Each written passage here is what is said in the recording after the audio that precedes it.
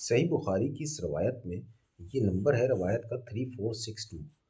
3462 صحیح بخاری کی روایت ہے، جس میں یہ بات موجود ہے کہ یہود النصارہ اپنے بالوں کو نہیں رنگتے ہیں، تو ہمیں رنگنے کا حکم دیا گیا ہے۔ تو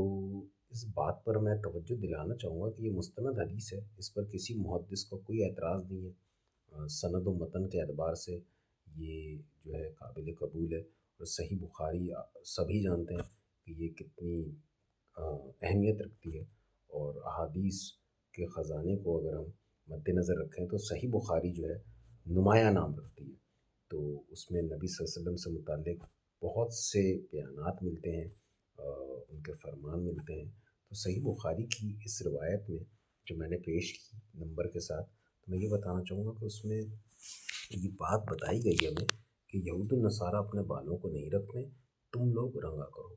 یعنی ہم کو رنگنے کا حکم دیا گیا ہے۔ تو رنگنے کے لیے کسی بھی رنگ کا استعمال ہو سکتا ہے جو آپ کو خوبصورت لگے، اور یہ الگ بات ہے کہ ایک اور حدیث میں مل جاتا ہے کہ کالا رنگ سے ہمیں کالے رنگ سے اجتناب کرنا ہے، لیکن آپ کے پاس اگر ڈارک براؤن کلر ہے آپ وہ بھی لگا سکتے ہیں، کیونکہ یہ سوال مجھ سے پوچھا گیا تھا، تو میں اس لیے اس کو ڈیٹیل میں بتا رہا ہوں اور مفصل انداز میں سمجھانے کی کوشش کر رہا ہوں۔ تو بنیادی بات یہی ہے کہ یہود النصارہ سے مشابہت نہیں رکھنے کے لیے داڑھیوں کو رنگنے کا حکم دیا گیا۔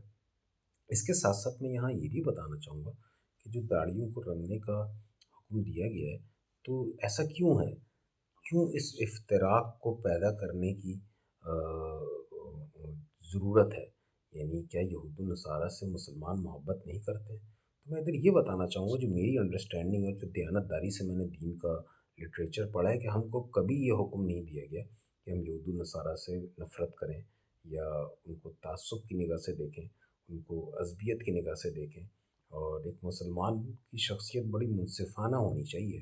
اور وہ انصاف پسند ہوتا ہے، اور وہ سب کے لیے دل میں ایک رحم کا گوشہ رکھتا ہے، محبت کا گوشہ رکھتا ہے، استحباب اس کی اولین ترجیح ہوتی ہے، اور وہ دیانتداری کے ساتھ اپنے اختلافات بھی سامنے رکھتا ہے۔ تو ہمارے یہاں تو ویسے معاشرے میں اس چیز کی کمی ہے کہ اختلاف کرنے کے آداب جو ہوتے ہیں اس سے لوگ آشنا نہیں ہوتے ہیں، لیکن میں یہی کہنا چاہوں گا کہ ہم کو اس کو سیکھنا چاہیے، اور بہت سے عالم دین اور بہت سے محققین ایسے ہیں جو اختلاف کرنے کے آداب بھی جانتے ہیں، اور یہ ایک الگ سے شعبہ ہے کہ اختلاف کے آداب کیا ہوتے ہیں، اس پر باقاعدہ کورسز ہوں، اور اس کو سمجھا جائے کہ اختلاف کرنا کس طریقے سے چاہیے۔ تو میں یہ بتانا چاہوں گا کہ ابھی جو رنگنے کی بات آئی داڑھی کی، تو یہود و نصارہ اپنے بالوں کو نہیں رنگتے، تو ہم لوگ رنگ لیں، تو اس کی وجہ کیا ہے؟ تو اگر ہم دیکھیں دنیا میں بھی ہر کسی کا جو بھی مذہب ہوتا ہے، جس دین کو لے کے وہ چل رہا ہوتا ہے، تو اس کا ایک خاص حلیہ ہوتا ہے، وہ اس کی ایک شناختی علامت ہوتی ہے۔ تو اس شناختی علامت کے پیش نظر بس ہم کو اس اختلافی شکل کو اختیار کرنے کا کہا جاتا ہے کہ ہم کسی کے مشابہت اختیار نہ کریں، تاکہ مجموعی اعتبار سے عالمی منظرنامے پر ایک مسلمان کی شناخت